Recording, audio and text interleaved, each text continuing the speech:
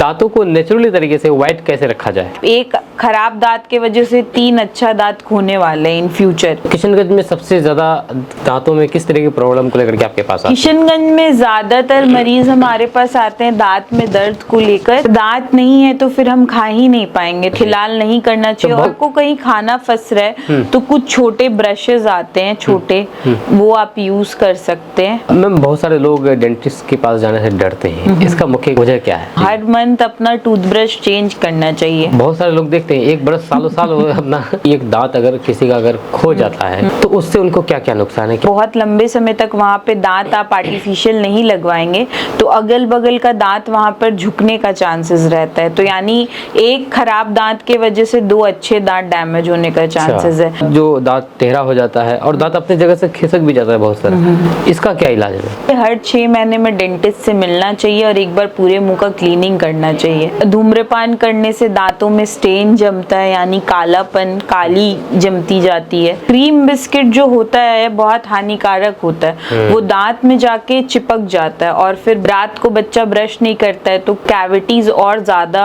बढ़ते जाते हैं बच्चों में। तो दांतों में प्रॉब्लम सबसे ज्यादा बच्चों में होती है कहा जाए। अभी दांतों से जुड़ी हुई सवालों का जवाब आपको आज मिलने वाला है इस पॉडकास्ट के माध्यम से। कीड़ा जैसा कुछ भी नहीं होता है दांत में, वो कीड़ा नहीं उसको होता। हम लोग डेंटल केरीज बोलते हैं। अच्छा। जो कि सड़न होती है। आपने डेंटिस्ट बनना ही क्यों चुना? स्वागत है आपका दोस्तों केडीबी लाइव की एक और ख़ास केडीबी पॉडकास्ट में। आज हमारे साथ मेहमान हैं डॉक्टर प्रेरणा टोडी जलान जी, जो कि गायत्री डेंटल केयर से ताल्लुक़ रखती हैं और किशनगंज में स्थित गायत्री डेंटल केयर में अपनी सेवाएं दे रहे हैं। आपको बता दूं कि मैम डॉक्टर प्रेरणा टोडी जलान जी जो कि ऑर्थोडोंटिस्ट है, हम इनके बारे में विस्तार से डिटेल से बात करेंगे और आपके मन में भी बहुत सारे ऐसे सवालात होंगे जो दांतों से जुड़ी हुई होंगे और आप उस सवाल का जवाब की तलाश कर रहे हैं। तो आइए आप हमारे साथ बने रहें एंड तक, आपको विस्तार से डिटेल से दांतों से जुड़ी हुई सवालों का जवाब आपको आज मिलने वाला है इस पॉडकास्ट के माध्यम से। मैम आपका बहुत बहुत स्वागत है। हेलो जी, सबसे पहले मैम थोड़ा आप अपने बारे में बताइए कि आप कहाँ से ताल्लुक़ रखती हैं? अच्छा। जी। मेरा जन्म रांची झारखंड में हुआ था। मैंने अपनी स्कूली पढ़ाई till 8th standard Ranchi DPS से की थी। उसके बाद फिर मैं boarding school Modi school Laxmangarh girls boarding school है वो, वहाँ से मैंने अपना 12th तक की जर्नी कंप्लीट की CBSE बोर्ड के थ्रू। उसके बाद फिर CBSE के बाद मैंने नीट एंट्रेंस एग्ज़ाम देकर डेंटल स्कूल में दाखिला लिया। सो ये जर्नी थी मेरी शुरुआत से। जी, किशनगंज से आपकी ताल्लुक़ कैसे हुई?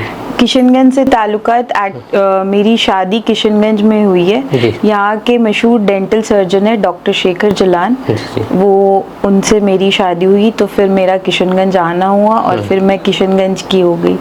शादी कब हुई थी आपकी? शादी मेरी 2019 में हुई थी। अच्छा, तो ये शादी प्रेम ये था या फिर अरेंज मैरिज था? हाँ, वो लव मैरिज थी। अच्छा, लव मैरिज थी।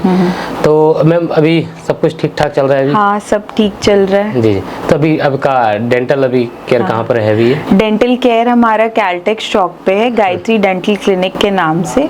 यह क्लिनिक 12 साल से चल रहा है और अभी हमारी वर्षगांठ भी आने वाली है 26 मई को। सो हम 12 साल से सेवा प्रदान कर रहे हैं किशनगंज वासियों को। तो आपने डेंटिस्ट बनना ही क्यों चुना? डेंटिस्ट बनना मैंने इसलिए चुना क्योंकि मुझे जब लोग हंसते या मुस्कुराते हैं तो बहुत अच्छा लगता है। क्योंकि आपने देखा होगा कभी भी लोगों को जो लोग रो रहे हैं या उदास है वो पसंद नहीं है, जो हंसते हुए लोग रहते हैं वो ज्यादा पसंद आते हैं। बिल्कुल। तो दांत एक बहुत महत्वपूर्ण हिस्सा है अपनी मुस्कुराहट का, तो इसीलिए मुझे थोड़ा उस फील्ड में इंटरेस्ट था। साथ ही फिर थोड़ा फैमिली का भी था तो इसलिए फिर मैंने डेंटिस्ट्री चूज की। अच्छा, तो ये पेशा आसान है या फिर मुश्किल है? कोई भी पेशा आसान या मुश्किल नहीं होता है। अगर मैं ऐसा कह दूं कि बहुत आसान है तो ये गलत होगा, ऐसा कह दूं बहुत मुश्किल है तो भी गलत होगा। हर किसी काम को करने का एक जरिया होता है और समय हर चीज़ों में लगता है, तो बस वही है, काम करते चलना है और आगे बढ़ते चलना है। तो बस अपने पेशे से प्यार होना चाहिए तो अच्छा लगता है बस। अब मैम यहाँ बहुत सारे और भी डेंटिस्ट मतलब कि हैं अपने शहर में, अपने इलाके में, तो हम ये जानना चाहेंगे कि डेंटिस्ट और ऑर्थोडोंटिस्ट, हाँ। क्या दोनों में क्या फ़र्क होता है? क्योंकि आप ऑर्थोडोंटिस्ट हैं। हाँ हाँ हाँ। जी। डेंटिस्ट हो गया, बैचलर डिग्री हो गई, बीडीएस। जैसे डेंटिस्ट होते हैं जिन्होंने 5 साल बैचलर डिग्री प्राप्त की हो, जैसे मैंने भी अपने पहले 5 साल का बीडीएस की पढ़ाई की थी। फिर उसके बाद मैंने ऑर्थो से अलग से पोस्ट ग्रेजुएशन किया, यानी स्पेशलाइजेशन किया। तो मैंने 3 साल का स्पेशलाइजेशन किया है ऑर्थोडोंटिक्स एंड डेंटोफेशियल ऑर्थोपेडिक्स में।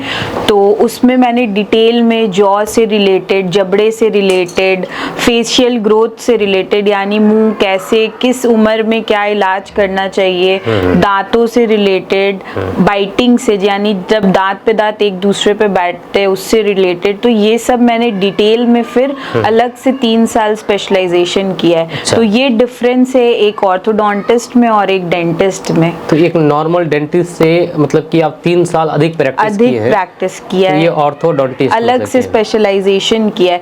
आप समझ लीजिए लाइक अगर डेंटिस्ट्री कैप है तो ऑर्थोडोंटिस्ट एक फेदर है उस कैप का, जो कि उस कैप को और सुंदर बनाता है या देखने में और अच्छा महसूस कराता है। तो ये स्पेशलाइजेशन मेरे अंदर एक और पार्ट ऐड करता है ताकि मैं और अच्छे से उन चीज़ों को देख सकूं या उस चीज़ों का इलाज कर सकूं। तो जो नॉर्मल डेंटिस्ट होते हैं वो सिर्फ दांतों को देखते हैं, हाँ। बाकी जबड़े वाले उनका काम नहीं है। नहीं, दांतों को जो डेंटिस्ट होते हैं वो दांत, मुंह, जबड़े और पूरे ओरल कैविटी को देखते हैं। बट ऑर्थोडोंटिस्ट उनको और बारीकी से देखता है, यानी दांत में अगर चबाने के समय कोई इशू है या जब बच्चा ग्रो कर रहा है उस समय अगर बच्चे के जॉ में कोई डिफेक्ट है तो हम लोग उसी समय ट्रीटमेंट करके उस जॉ को आगे ले आते हैं ताकि वो देखने में अच्छा लगे।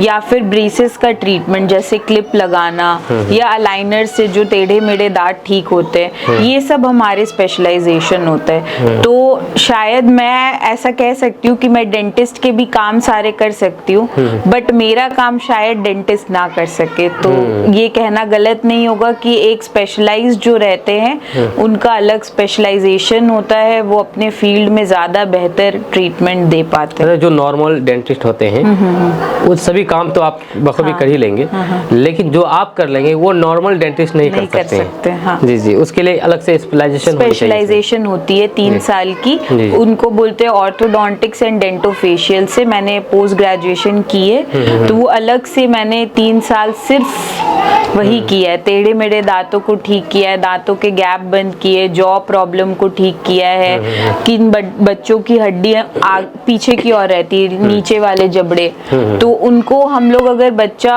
हमारे पास सही समय पे आ जाए तो उसी समय हम लोग एक खोलने पहनने वाला क्लिप देके जबड़े को आगे की ओर ला सकते हैं। तो यही सारा चीज है, बहुत सब कुछ है इसके अंदर जानने को। किशनगंज या फिर सीमांचल के इलाकों में उतना अवेयरनेस नहीं है एज कम्पेयर टू बड़े सिटीज में, बट मेरी कोशिश लगातार यही रहती है ताकि मैं सबको एजुकेट कर सकूं और समझा सकूं।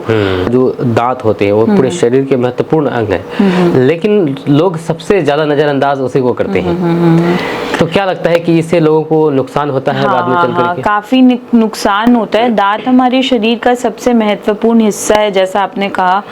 अगर हम समझिए कमा रहे हैं, अगर हम कमा रहे तो किस लिए कमा रहे? खाने के लिए कमा रहे। बिल्कुल। और दांत नहीं है तो फिर हम खा ही नहीं पाएंगे, तो उस कमा कर हम लोग क्या करेंगे? और कोई भी चीज जो नेचुरल होती है, नेचुरल दांत अगर है तो उसका मजा अलग है। आर्टिफिशियल तो आर्टिफिशियल ही रह जाएगा। बिल्कुल, बिल्कुल। तो इसीलिए दांतों को सही समय पे सही चीज से अपना केयर करना चाहिए। हमारे इंडिया में ही नहीं, मैं बोलूंगी सीमांचल में नहीं, इंडिया में ही डेंटल ट्रीटमेंट को बहुत ज्यादा नेग्लेक्ट किया जाता है। दांतों को महत्वपूर्ण नहीं समझा जाता है। अगर हाथ में हमारे 10 उंगली है, वैसे ही हमारे मुंह में 32 दांत हैं। 32 दांत में से अगर एक भी कुछ गायब होगा तो वो आपको उस चीज का भुगतान करना पड़ेगा।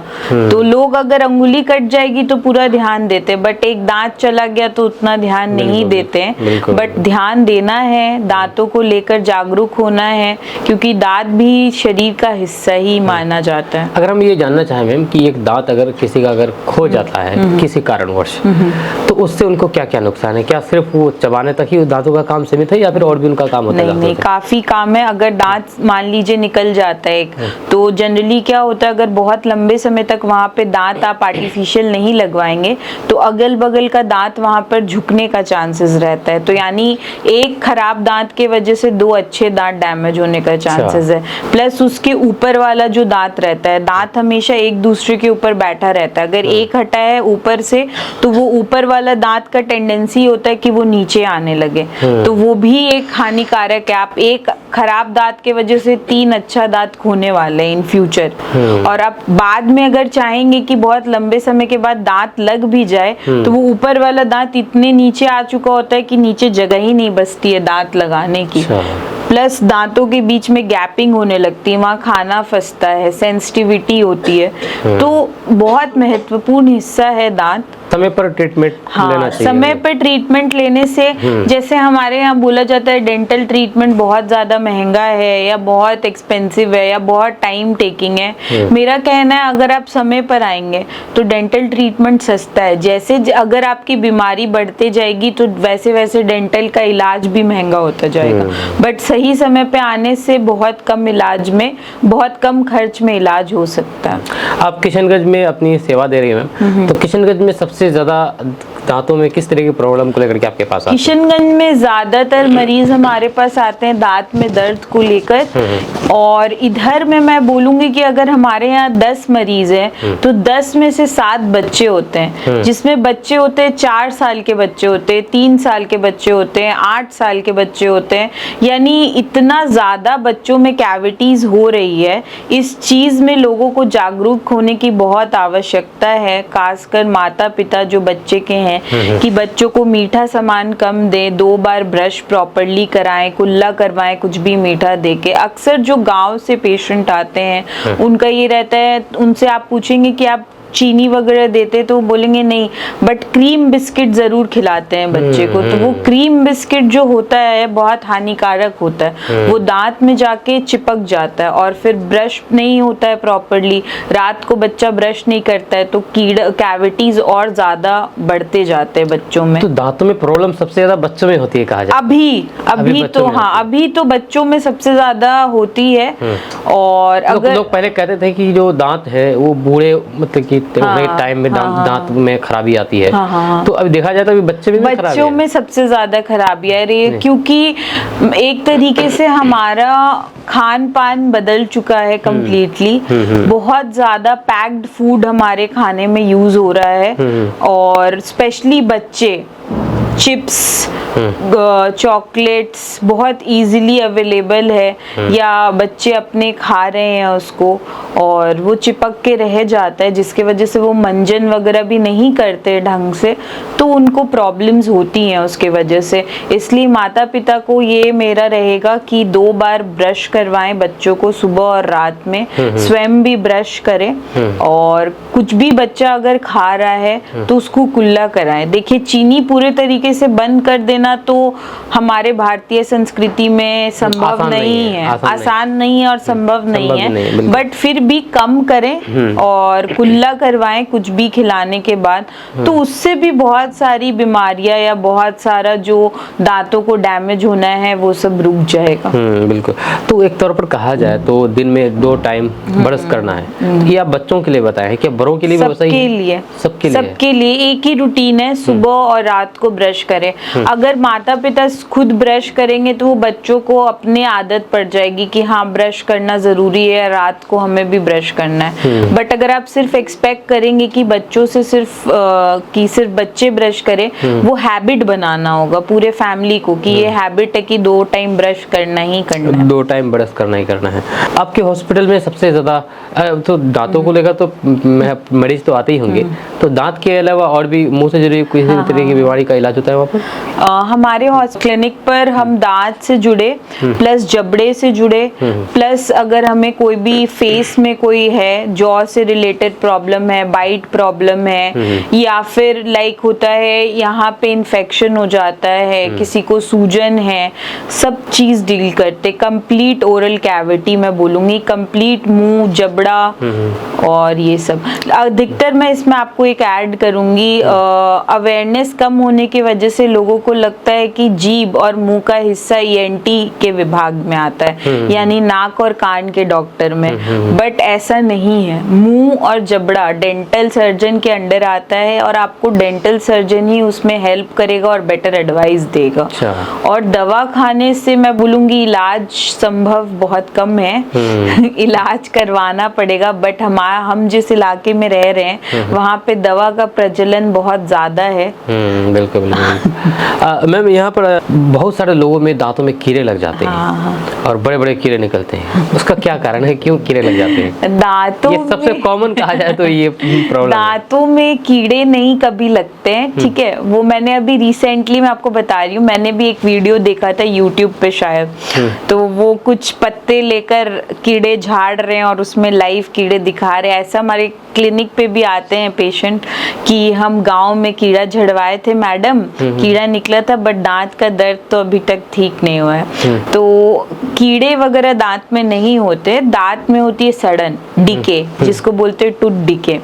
तो कीड़ा जैसा कुछ भी नहीं होता है दांत में, वो कीड़ा नहीं उसको होता। हम लोग डेंटल केरीज बोलते हैं। अच्छा। जो कि सड़न होती है, ठीक है। डेंटल केरीज का मतलब है कोई चीज अंदर ही अंदर लेयर बाय लेयर सड़ते जा रही है, ठीक है। तो जब वो सड़ती है तो जो पहला लेयर रहता है, तो जब वो सड़ता है दांत का, तब इंसान को शायद महसूस भी नहीं होता है कि उसे कुछ हुआ है। जब वो दूसरे लेयर तक पहुंचता है तब थोड़ा सेंसिटिविटी या झंझनाहट पेशेंट को फील होता है। जब वो तीसरे लेयर यानी दांत के अंदर जो नस रहता है वहां तक सड़न पहुंच जाती है, तब फिर मरीज को पेन होना शुरू होता है। अच्छा। तो आप देख रहे हैं कितना लंबा प्रोसीजर है। तो ये एक दिन में नहीं होता है, इसमें काफी समय लगता है। पहले लेयर से तीसरे लेयर में जाने में तीसरे लेयर में काफी बहुत समय लगता है। तो उसमें जो कीड़ा के बारे में जो बात कही जा रही है, वो कीड़ा नहीं होता है उसमें? बिल्कुल कीड़ा कुछ नहीं होता है, सड़न होती है। सड़न होता है, दांतों में सड़न होती है। अच्छा अच्छा। इन्फेक्ट हो जाता है। बहुत सारे लोगों के दांत पीले हो जाते हैं, इसका क्या मुख्य कारण है और इसका इलाज क्या है? दांतों के पीले होने का कारण है कि ब्रश प्रॉपर्ली, वही मैंने बोला, ब्रश प्रॉपर्ली नहीं करना। दूसरा हो गया कि दांत का रंग और हमारे चेहरे का रंग, उसमें बहुत सारा चीज होता है, मिलता है। वो उसमें जेनेटिक्स का रोल है दांतों के रंग और चेहरे के रंग में। तो अगर कोई आप देखेंगे कि किसी के दांत पीले हल्के हैं, तो हल्का येलोइश जो नेचर होता है यानी पीलापन, वो नेचुरल कहा जाता है। अच्छा। बट बहुत अधिक अगर किसी का है या पत्थर जैसा कुछ उनके दांतों में जम गया है, तब वो कंटिन्यूसली क्लीनिंग नहीं करवाने के वजह से या प्रॉपर ब्रश नहीं करने के वजह से या पानी में कोई केमिकल की मात्रा ज्यादा होने की वजह से हो सकता है। तो बट नेचुरल हल्का येलोइशपन रहता है दांतों का, और दांतों का रंग आपके चेहरे के रंग के साथ मिलता जुलता रहता है, वो कोऑर्डिनेशन में बैठता है। इसका कोई इलाज है, प्रॉपर इलाज है जो मतलब पीलापन ना रहे? हाँ, प्रॉपर इलाज है। इसमें हम लोग डेंटल ब्लीचिंग जिसको बोलते हैं, वो करते हैं और उससे दांतों का डेंटल ब्लीचिंग ये सेफ है ये चीज? हाँ, ये सेफ है। डेंटल ब्लीचिंग दो तरीके से होती है, या तो हम डेंटल क्लिनिक्स पे भी करते हैं और या फिर हम लोग होम पे यूज करने के लिए किट्स देते हैं, उससे यूज कर लेते हैं। आजकल वो डेंटल ब्लीचिंग का भी आप इतना इंस्टाग्राम और फेसबुक का जमाना आ गया है, आप देखेंगे एडवर्टीजमेंट में भी तो काफी दिखाते हैं, बट वो सब सेफ नहीं है यूज करना। इसीलिए आराम किसी डेंटिस्ट से प्रॉपर कंसल्ट करके एडवाइस लेके अगर आप डेंटल ब्लीचिंग कराते हैं तो वो सेफ है। कितना दिन का ये प्रोसेस रहता है डेंटल ब्लीचिंग का? डेंटल ब्लीचिंग का प्रोसेस मुझे लगता है 45 मिनट्स लगते हैं। अच्छा। और एक ही बार करना पड़ता है? 1 से 2 सीटिंग का ये होता है। अच्छा, अच्छा। और फिर उसके बाद अगर पेशेंट को रिक्वायरमेंट है कि दोबारा से कहीं उसके दांत येलो हो गए तो वो फिर से करवा सकते हैं, नहीं तो हार्डली 45 मिनट्स लगते हैं 1 से 2 सीटिंग में। वो ये पूरी तरह से हो जाता है, व्हाइट हो जाता है पूरी तरह से? अच्छा, क्योंकि हमारे इलाके में बहुत सारे लोगों के दांत पीले हैं, तो बिल्कुल तो इसी वजह से लोगों का ये सवाल था कुछ।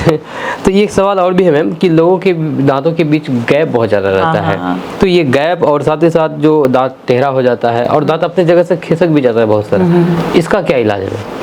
दांत टेढ़े मेढ़े होने का पहला तो हो गया जेनेटिक्स का काफी बड़ा रोल है। अगर माता पिता के दांत टेढ़े मेढ़े या दादा दादी के दांत टेढ़े मेढ़े या नाना नानी के दांत टेढ़े मेढ़े, तो उससे भी ये पास ऑन होता है। आपने देखा होगा गैपिंग, तो बोलेगी तो मेरी मदर के भी दांत में गैप है, उनकी मदर के भी दांत में गैप है, तो ये जीन भी ट्रांसफर होता है अच्छा है। बच्चों में। प्लस टेढ़े मेढ़े होने का एक कारण है सही समय पे दूध के दांत ना टूटना।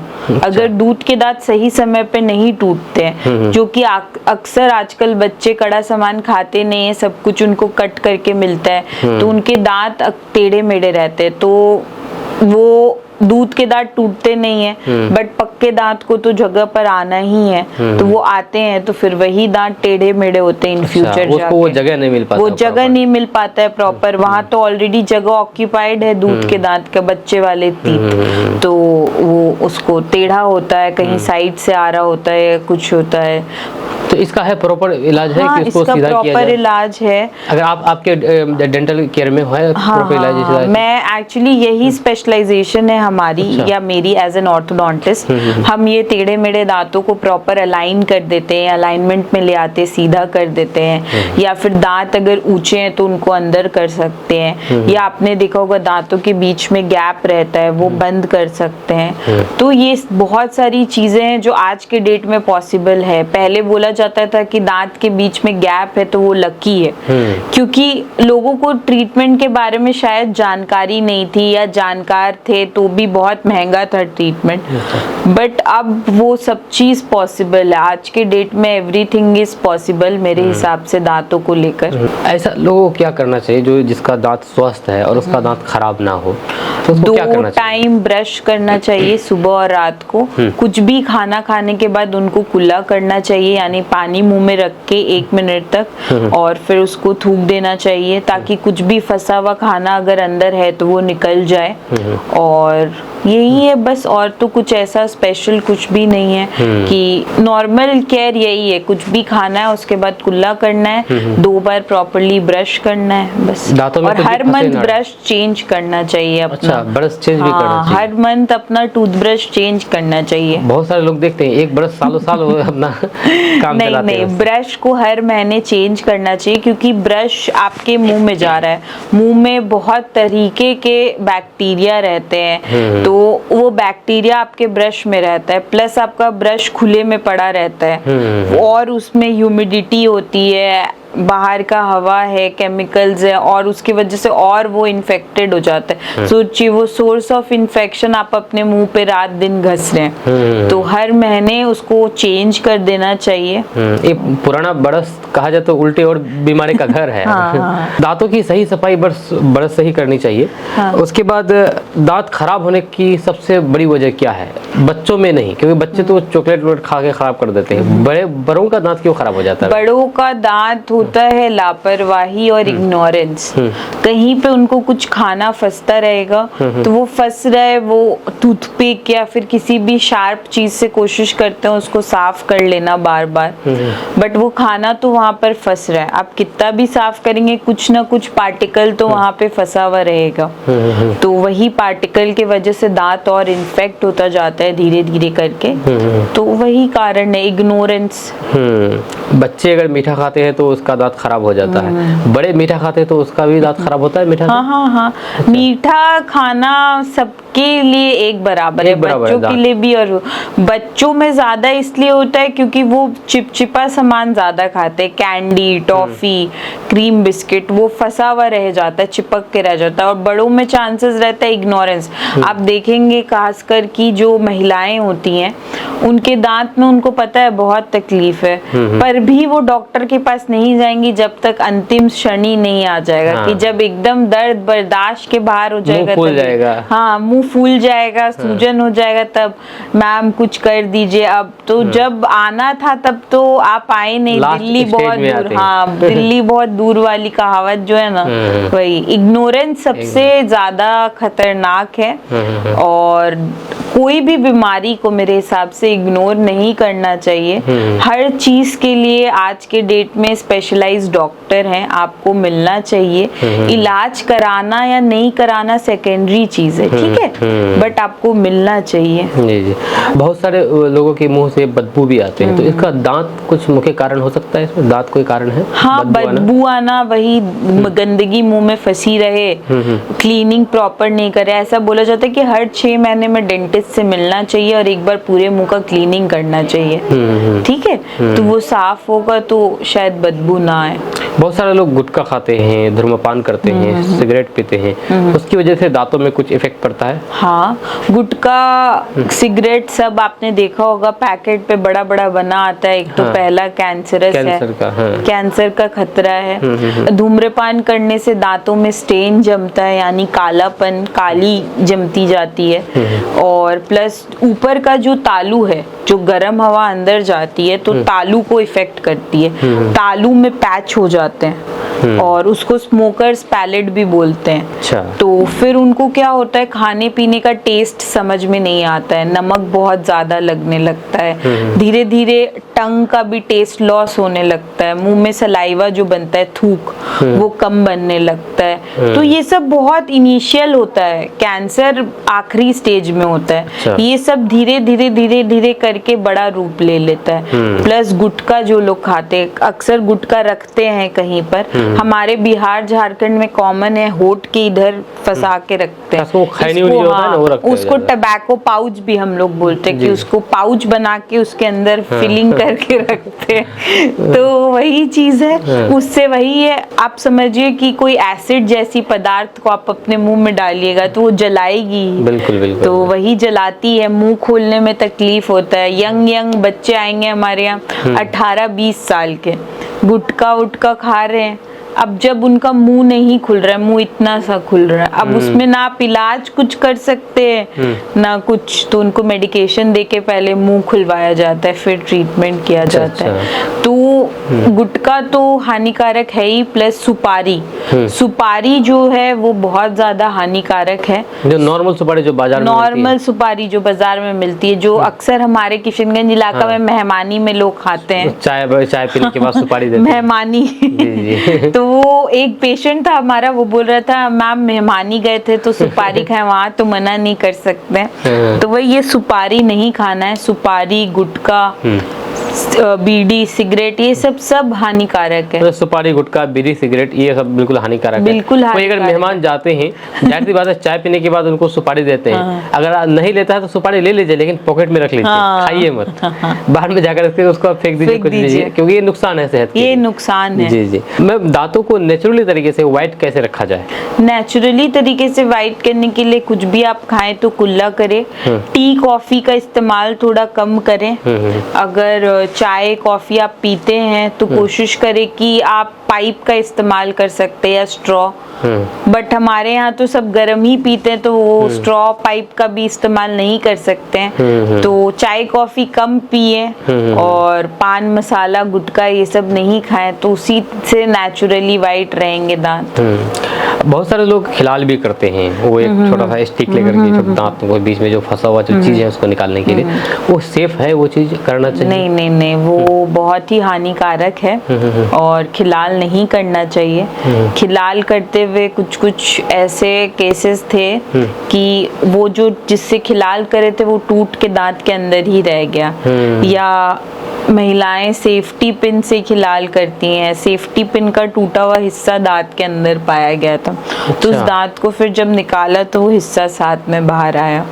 तो खिलाल नहीं करना चाहिए। खिलाल बहुत हानिकारक है। आप समझिए 2 जगह में गैप है, आप बार बार वहाँ खिलाल कर रहे हो, वो जगह और बढ़ता जा रहा है, बढ़ता जा रहा है, दांत कमजोर होता जा रहा है, वहाँ पे खाना पानी सब कुछ आपको लग रहा है, तो वही खिलाल नहीं करना चाहिए। और अगर आपको कहीं खाना फंस रहा है तो कुछ छोटे ब्रशेस आते हैं छोटे, वो आप यूज कर सकते हैं, उससे आप क्लीन कीजिए उस जगह को। कैसे ब्रशेस क्या होता है वो? इंटर प्रॉक्सिमल ब्रश आते हैं छोटे साइज साइज के ब्रश होते हैं, उससे आप उस जगह को आराम से क्लीन कर कोई सकते हैं। धागा से करता है वो सेफ है? हाँ, वो फ्लॉस होता है, डेंटल फ्लॉस बोला जाता है। घर में जो सुई धागा वाला धागा नहीं, डेंटल फ्लॉस का धागा अलग होता है, वो थोड़ा स्ट्रॉन्ग होता है, प्लास्टिक टाइप का होता हाँ है। हाँ, सिंथेटिक फाइबर से बना हुआ होता है। तो फ्लॉस कर सकते हैं, फ्लॉस से भी आसानी से खाना बीच दो दांत के बीच में फंसा हुआ निकल सकता है। वो सेफ है वो सेफ है। अच्छा, ब्रेसेस और अलाइनर में ये क्या डिफरेंट है दोनों में, तो बता अच्छा, सकते हैं? ब्रेसेस और अलाइनर्स में क्या डिफरेंस है? इसको मैं आप सबको एक एग्जांपल के साथ समझाऊंगी। समझिए, मुझे अगर यहाँ से सिलीगुड़ी समझते हैं जाना है, तो मेरे पास क्या क्या ऑप्शन है? या तो मैं गाड़ी से जा सकती हूँ, या मैं बस से जा सकती हूँ कॉमन, या फिर मैं अपना ये ट्रेन से जा सकती हूँ। तो वही समझ लेते हैं कि हम मान लेते हैं अगर ब्रेसेस हमारा ट्रेन है, तो अलाइनर्स हमारी लग्जरी गाड़ी है। अच्छा, बट दोनों एक ही स्थान में पहुंचेगी जो कि सिलीगुड़ी है। हाँ, लेकिन समय भी दोनों में लगभग, मैं तो ट्रेन से भी गई हूँ और गाड़ी से भी गई हूँ, तो दोनों में समय मुझे तो लगता है लगभग बराबर ही लगता है। लेकिन थोड़ा आरामदायक कहा जाता है। हाँ, आरामदायक अलाइनर थोड़ा सा है, उसमें खाने पीने की रिस्ट्रिक्शन थोड़ी कम होती है, क्योंकि जब भी अलाइनर्स का ट्रीटमेंट चल रहा होता है तो अलाइनर खोल के आप खाना खाते हैं। तो अलाइनर्स के साथ क्या है कि अलाइनर्स में आप जो चेंजेस है, एक बार उसको हम लोग पूरा सॉफ्टवेयर से डिजाइनिंग करके अलाइनर्स बनकर आ जाते हैं, फिर हम पेशेंट्स को दे देते हैं। अच्छा। बट ब्रेसेस क्या है, हमारे हाथ में है। कभी भी अगर हमें कुछ ट्रीटमेंट प्लान चेंज करना है, या कहीं हमें लग रहा है कि कुछ एडिशन करना है, तो वो इजीली हम ब्रेसेस से कर सकते हैं। ब्रेसेस कंट्रोल ज्यादा अच्छा है, अलाइनर्स भी अच्छे हैं। मैं तो दोनों कर रही हूँ, अलाइनर्स और ब्रेसेस किशनगंज में। तो ठीक है, जैसा आपका बजट हो, जैसा आपको रिक्वायरमेंट हो, और अपने हिसाब से कर सकते हैं। मेन है कि आपको सिलीगुड़ी पहुंचना है, यानी आपके टेढ़े मेढ़े दांत ठीक होने चाहिए और गैपिंग खत्म होना चाहिए। अब आप ट्रेन से जाएं, बस से जाएं, गाड़ी से जाएं, पहुंचना एक ही जगह पर है। मैम, बहुत सारे लोग डेंटिस्ट के पास जाने से डरते हैं, इसका मुख्य वजह क्या है? डेंटिस्ट के पास जाने से लोग इसलिए डरते हैं क्योंकि उनको शायद, एक तो कॉमन रीजन मैंने सुना है कि गांव में उनको डरा दिया जाता है, बोलता है बहुत आपके पैसे खर्चे हो जाएंगे, अच्छा इलाज नहीं हो पाएगा, आपका घर जमीन बिक जाएगा। एक तो ये कारण है। दूसरा कारण है कि उनको लगता है कि जाएंगे क्या होगा क्या नहीं होगा, या उनको कभी कोई बैड एक्सपीरियंस हुआ हो पास्ट में, जब वो छोटे हों तो किसी डेंटिस्ट के पास गए हो, या किसी, मैं बोलूँगी इस इलाके में तो बहुत सारे ऐसे भी लोग हैं जो जिनके पास डिग्री नहीं है, वो भी प्रैक्टिस कर रहे हैं, तो मे बी वो उनके पास गए हों, उनको प्रॉब्लम वहाँ से जनरेट हुई हो। तो बहुत सारा कारण हो सकता है। एक्सपीरियंस खराब होने से मेनली वो एक मन में डर बैठ जाता है।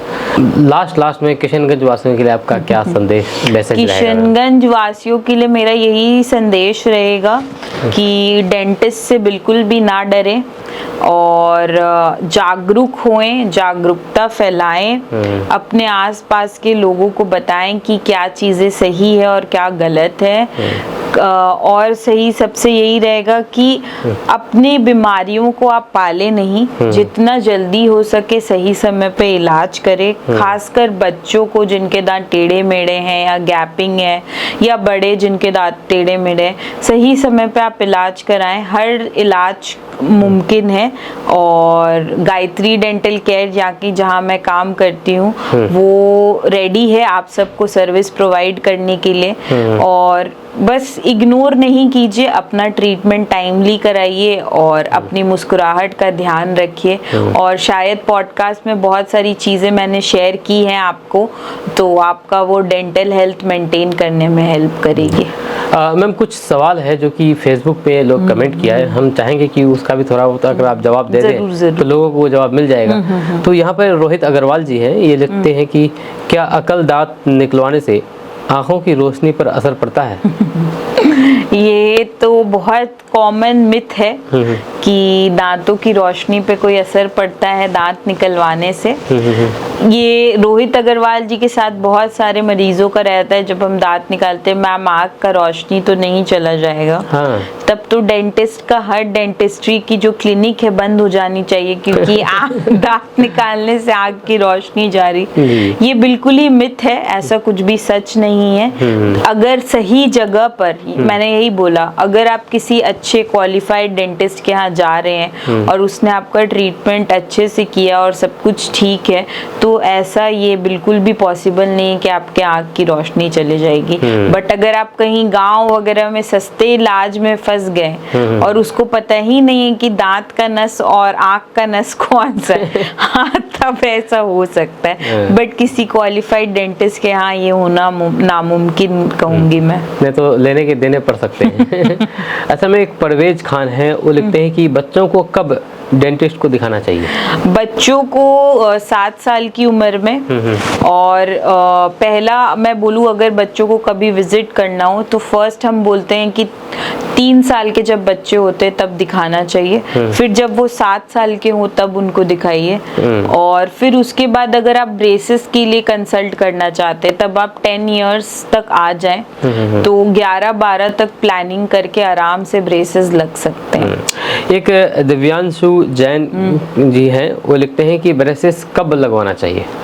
पहले ब्रेसेस का इसमें एक बहुत ही इम्पॉर्टेंट चीज़ है। पहले मैं अभी जैसे हमने स्कूल्स वगैरह में भी काफ़ी कैंपिंग वगैरह की है, तो मैं पूछती हूँ बच्चों के दांत टेढ़े मेढ़े थे तो आपने अभी तक ब्रेसेस क्यों नहीं लगवाए? तो वो बोलते हैं मैम हम गए थे किसी डेंटिस्ट के यहाँ, उन्होंने बोला है 15 साल के बाद ट्रीटमेंट मुमकिन है। तो मैंने बोला आप किसी ऑर्थोडोंटिस्ट के पास गए थे? तो नहीं बोलते हैं। तो यही है, अवेयरनेस की कमी है लोगों को।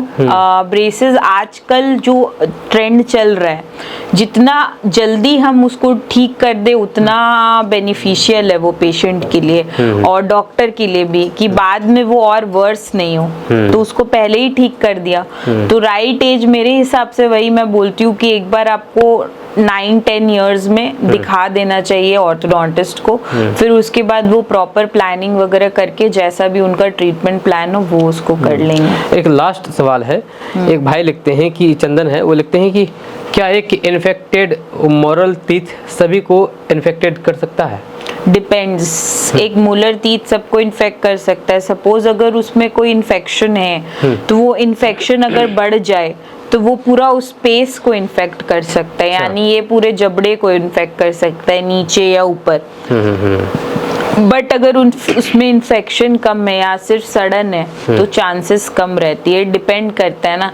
अब मैं अगर बोल दूं कि नहीं इन्फेक्ट कर सकता है तो भी, अगर वो कंडीशन पे वेरी करता है, हाँ, बट अगर कुछ इन्फेक्शन है तो वो श्योरली बड़ा हो सकता है। अच्छा, शुक्रिया मैम आपका, थैंक यू आप अपना कीमती समय देने के लिए। तो ये है डॉक्टर प्रेरणा टोडी जलान जी हैं, जो कि हमने बहुत सारे सवाल है जो कि हमने किए हैं और उन सवालों का जवाब आपको मिल गया होगा। हमको लगता नहीं कि कुछ ऐसा सवाल है जो बचा है। अगर कुछ और भी आपके मन में अभी भी सवाल है तो मोबाइल स्क्रीन पर कुछ कांटेक्ट नंबर चल रहा होगा जिससे आप संपर्क कर सकते हैं मैम। हाँ। जी। चलिए, मैम से परमिशन ले लिए हैं, आप बिल्कुल संपर्क कर सकते हैं। और मेरा इंस्टाग्राम हैंडल्स भी है, वो भी मैं प्रोवाइड कर रही हूँ। किसी को अगर फॉलो करना है, वी हैव मेरे क्लिनिक का भी पेज है, आप उसमें केसेस देख सकते हैं, उस जानकारी ले सकते हैं, और प्लस हम लोग डेंटल एजुकेशन वीडियोस भी डालते हैं तो उससे भी आपको काफ़ी और इंस्टाग्राम हैंडल मेंशन कर दिया गया है, साथ ही स्क्रीन पर भी दे दिया गया है, तो बिल्कुल ज़रूर आप फॉलो कीजिए मैम को, अगर आप अपने दांतों से प्यार करते हैं तो। और इस पॉडकास्ट को यहीं पर एंड कर देते हैं। कैसा लगा आपको नीचे कमेंट बॉक्स में कमेंट करके ज़रूर बताइएगा। मुझे लगता है कि बहुत ही इन्फॉर्मेशन वाली ये वीडियो रही है, ये पॉडकास्ट रही है। तो मिलते हैं फिर नेक्स्ट पॉडकास्ट के साथ, तब तक के लिए जय हिंद, जय भारत।